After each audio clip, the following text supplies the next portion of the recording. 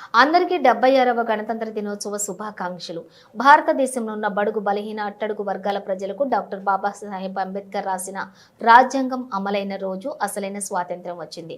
ముల్లి Pavani Jangaiah Yadav, chairperson, Ghatkesar municipality. ఈ రోజు గట్కేసర్లో మున్సిపల్లోని వాడవాడల మువ్వన్నెల జెండా రెపరెపలాడింది. ఈ కార్యక్రమంలో Ghatkesar municipal chairman, vice chairman, Ghatkesar police station SHO, అలాగే పరశురాం MRO ఆఫీసులో MRO డి రజని వివిధ కార్యాలయాల వద్ద జెండా ఎగురవేయడం జరిగింది. అందరికీ 76వ గణతంత్ర దినోత్సవ శుభాకాంక్షలు.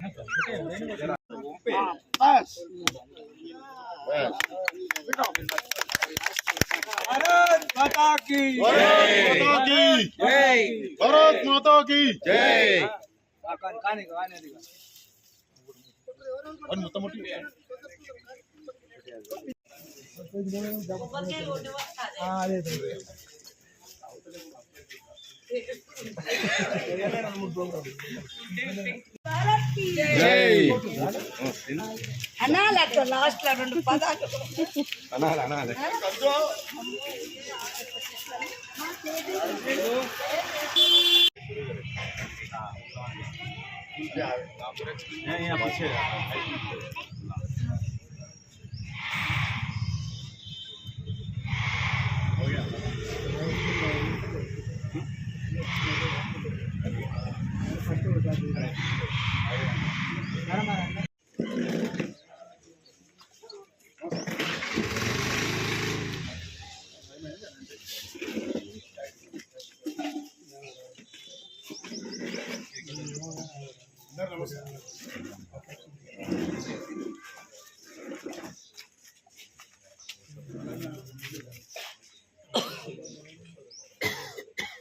సహకార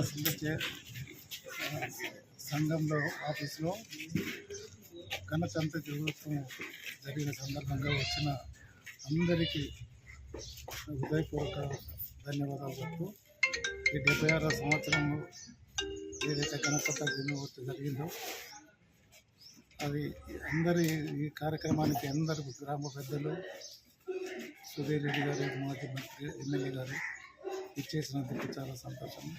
మీ అందరికీ కూడా శుభాకాంక్షలు. మా డైరెక్టర్లకు, పేపర్ రిపోర్టర్లకు అందరికీ కూడా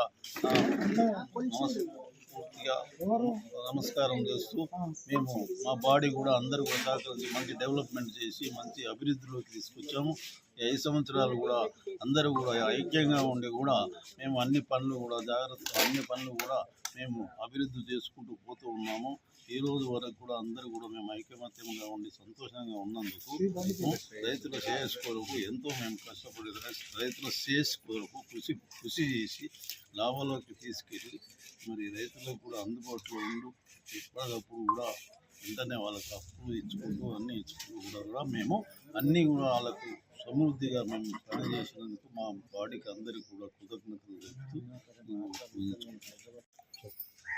ఈరోజు గట్కేసర్ ఫార్మర్ సొసైటీ సంఘంలో చైర్మన్ రామరెడ్డి గారి చేత త్రివర్ణ పతాక జెండా ఆవిష్కరించడం జరిగింది. ఈ యొక్క కార్యక్రమానికి చైర్మన్ గారు, వైస్ చైర్మన్, నా తోటి డైరెక్టర్లు, MD గారు, సహకార బ్యాంకు స్టాఫ్ అందరం కూడా పాల్గొనడం జరిగింది.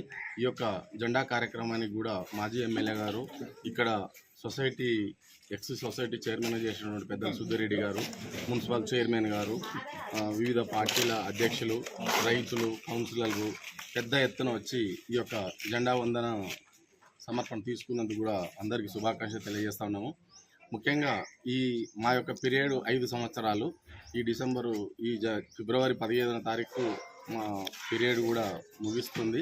మేము ఈ జెండా వందనం లాస్ట్ జెండా వందనగా భావించి మా యొక్క ఆహ్వానాన్ని మన్నించి ఇక్కడ మండలంలో ఉన్నటువంటి ప్రజాప్రతినిధులు అందరూ కూడా పెద్ద ఎత్తున వచ్చి విజయవంతం చేసినందుకు చాలా సంతోషంగా ఉంది.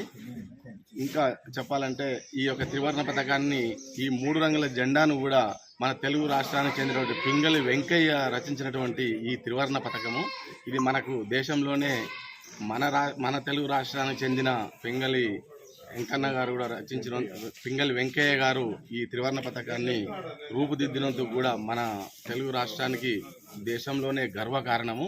ఈ త్రివర్ణ పథకంలో కూడా ఆ 3 రంగులు కూడా ఎందుకు పెట్టాలనే ఆలోచన వచ్చిందంటే ఆరెంజ్, తెలుపు, గ్రీను. ఆరెంజ్ అంటే